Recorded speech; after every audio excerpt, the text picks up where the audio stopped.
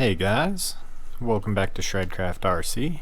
I'm Cam, and today I wanted to talk about some of the differences between a cheap RC drift car and a more expensive track-built RC drift car.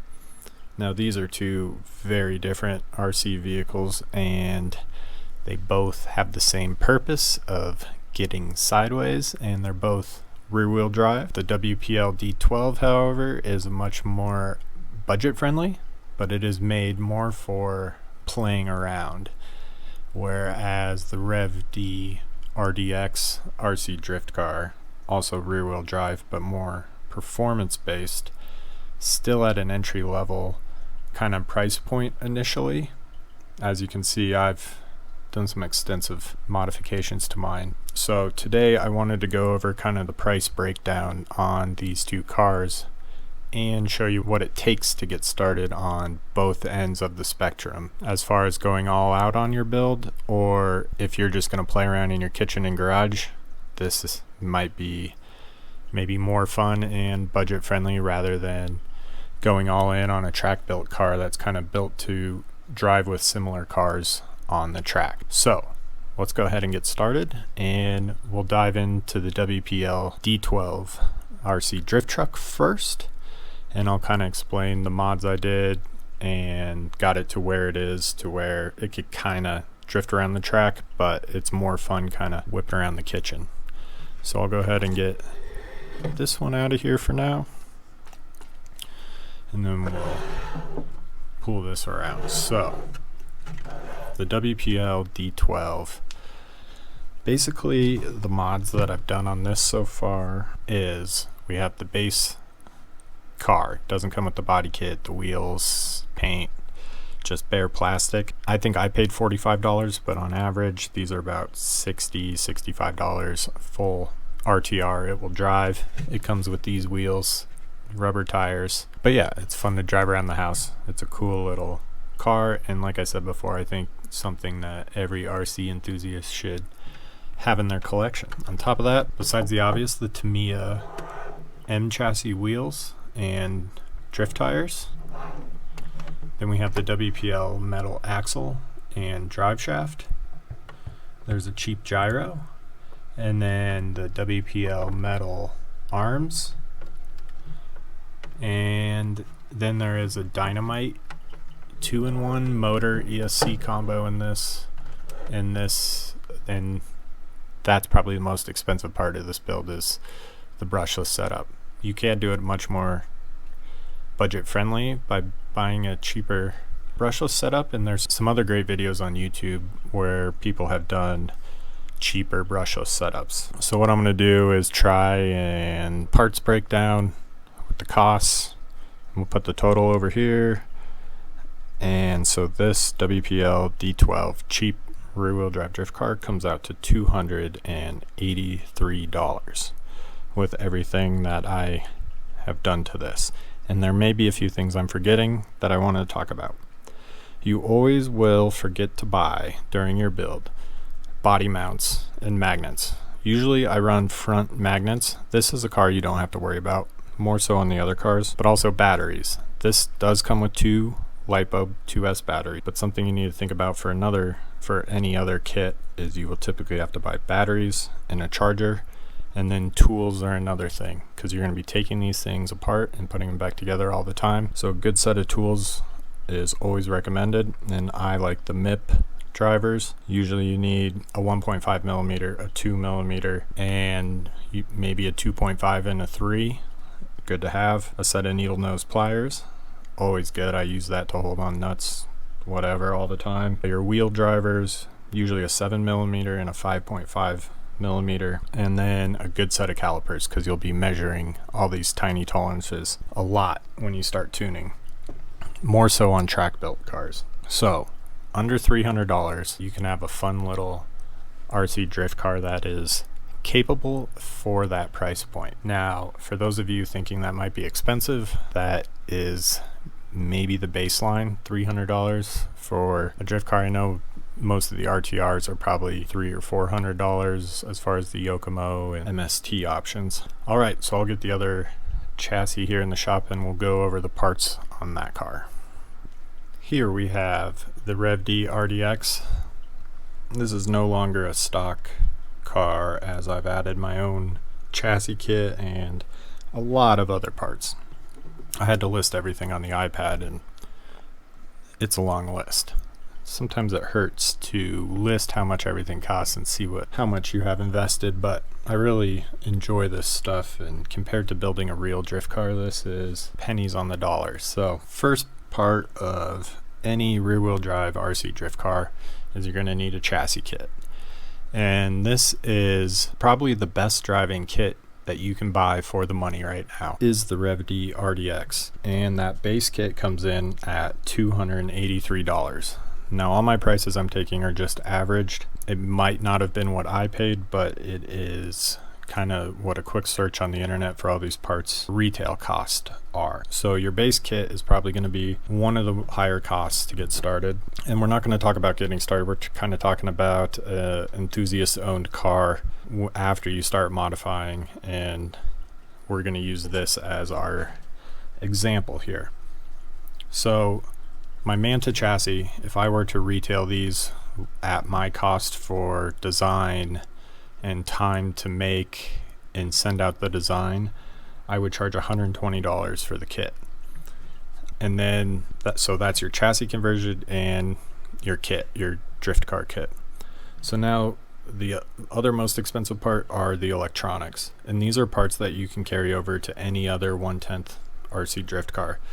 So it's wise to invest in good electronics. So this is an AccuVance Fledge 10.5 turn motor, and that comes in at $153. And then I have the Rad AccuVance ESC here, and that comes in at $210. And then that is running the S-Bus connection to my Futaba remote. So your S-Bus connection is $68. Then we have the Rev D RS ST servo in there. That is a $76 servo. And then there is the Revox gyro in there. That is a $110 gyro. The aluminum bell crank that I'm running for the RDX is $65. The aluminum knuckles on the RDX, those are $50. The Rhino Racing Yokomo CLSD in the diff, that is an $85 part. Let's talk about shocks, because you can spend a lot of money on shocks, and this is probably a more budget friendly performance setup, but Yokomo big bores, Rev D spring kit. I think these have the Rev D red O-rings in there. I run a 25 weight oil in the rear, and I believe 35 in the front, maybe 30. And then these have shaft guides on them.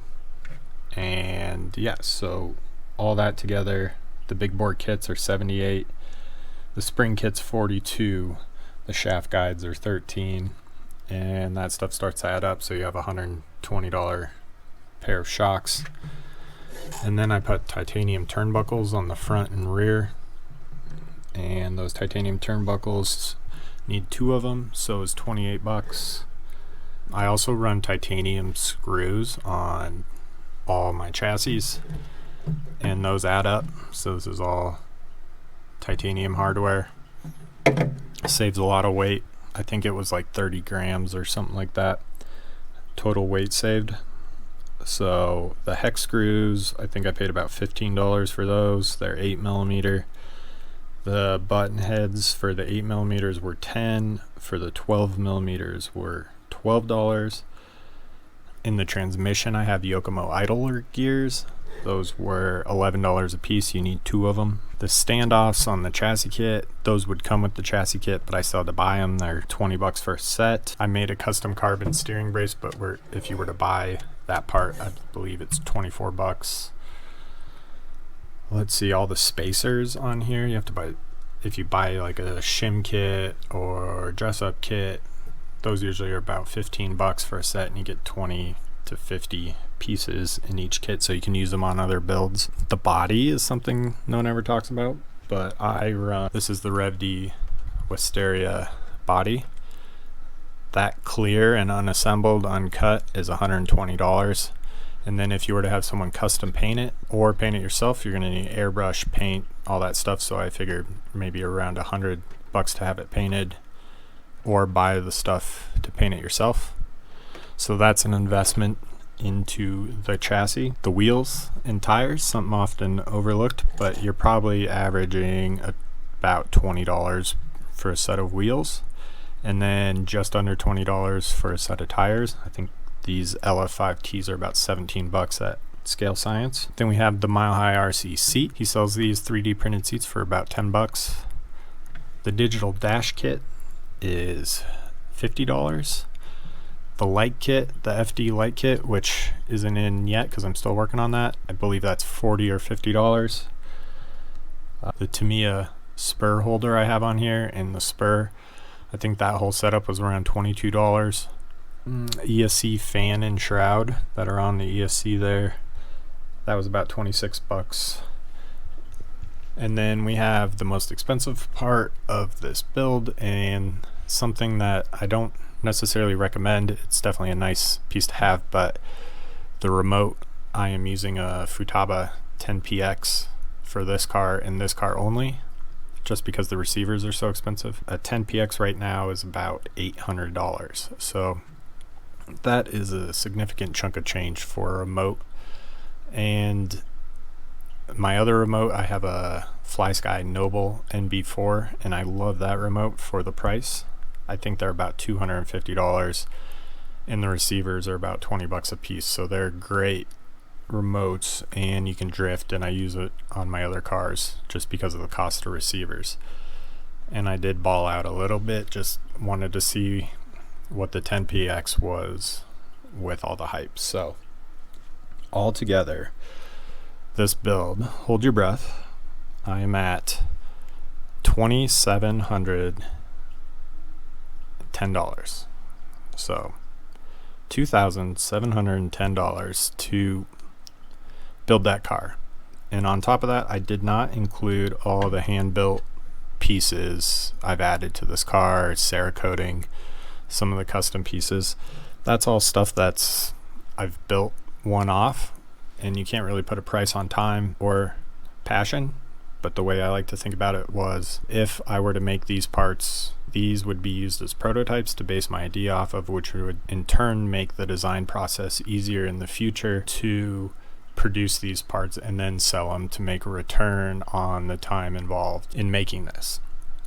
And the other thing is the chassis kits. I get a lot of comments of why I don't sell the chassis kits. In the past, it's because this has just been a hobby for me. So I did it for fun. I do graphic arts and design for a full-time job. So this is essentially a 2D flat surface that I just had to plot the holes for where everything mounted onto. In essence, that is the definition of a chassis. So I think for this year in 2024, I am going to design and sell my chassis to the public. And that is a recent announcement that I've come to think about a lot. Got a lot of requests along with my parts, my bumpers. I think I'm going to make a battery holder for the RDX that raises the battery, and then I will have a comp chassis, and then I'll have a scale chassis. This is the Manta, which I'm going to call the scale chassis, because it gives you mounting points to add on accessories to your build. And the comp chassis is going to be a narrow, lightweight deck with performance in mind. And then I think I'll dabble into some of the other models. D-Like LP86 is coming out, and that looks like a cool, unique looking chassis that has potential for some custom carbon parts put on it. So, exciting things coming for the future. And what you got to think about with the chassis are, as a consumer, you're not buying just this material. If you were to just buy this material, it'd be cheap. It'd be 20 or 30 bucks. What you're paying for is the time that it takes to measure and plot all these holes, set up the files, the tool path, for the machine to cut and drill those holes. And then for every cutout on the chassis is time on the machine, and that is what you're paying for.